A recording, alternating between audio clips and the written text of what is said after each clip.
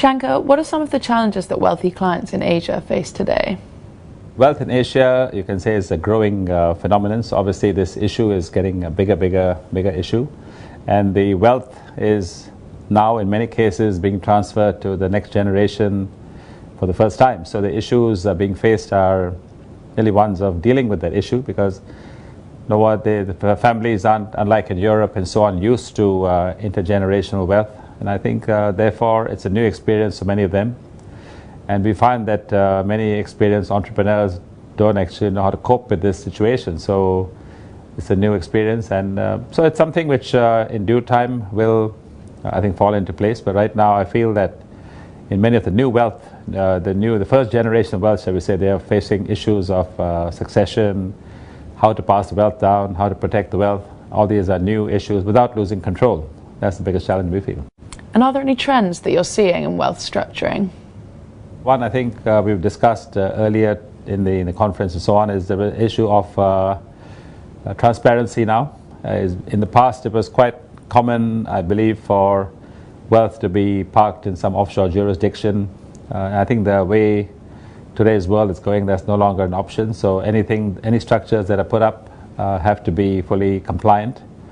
And so short of a client family leaving their country of residence and moving to a tax-friendly jurisdiction or having to plan onshore, that's one area which is a change we can see coming through. And we see a case like in India, for instance, that families actually send out one of the next generation to a tax-friendly jurisdiction like Singapore and actually create a structure which is compliant, non-resident structure is possible.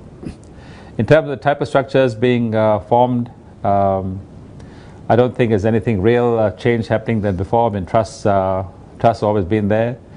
The families in Asia are getting used to trust more than they were before. Previously, the issue of handing wealth to a trustee was a big problem, and there's other products coming on the market now which allows the client to be involved in investment decisions and still be involved in actually running their businesses without being hampered by a trust structure in place as well. So I think that even the products are evolving to help clients to migrate to that structure. And when you look at jurisdictions like Labuan, what are the specific benefits? Well, Labuan actually in the wealth space has some interesting products. It's the only jurisdiction in this region which has a foundation regime. It's the only jurisdiction which has the BVI Vista Trust equivalent, the Labuan Special Trust.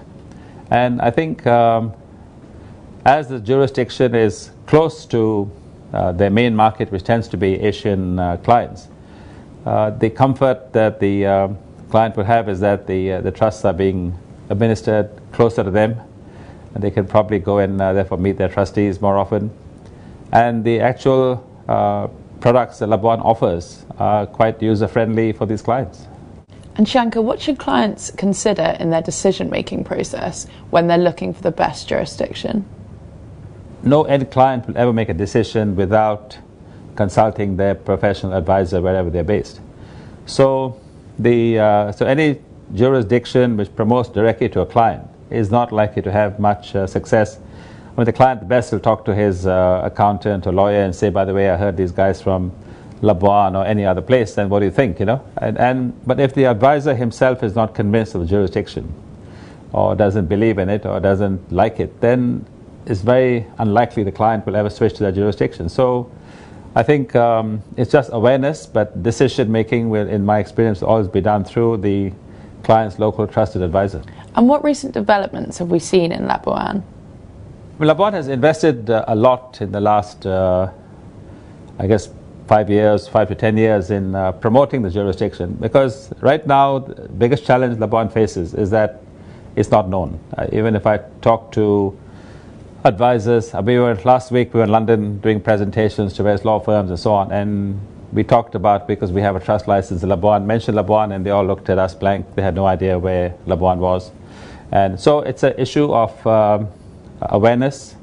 I think one of the good things about Labuan is that there's a few companies. It's not a volume jurisdiction, unlike the typical tax havens that you might have. And it's a jurisdiction where I found there's substance. You can easily have substance there. because there are a pool of professionals in town, pool of employees in town. And increasingly what we're going to find now more and more, that any structures, even in Singapore, Hong Kong and so on, will need to be substance-based. So therefore, Labuan will do well in that area if it promotes itself, because it is able to provide fairly low cost or reasonably competitively cost structures with substance.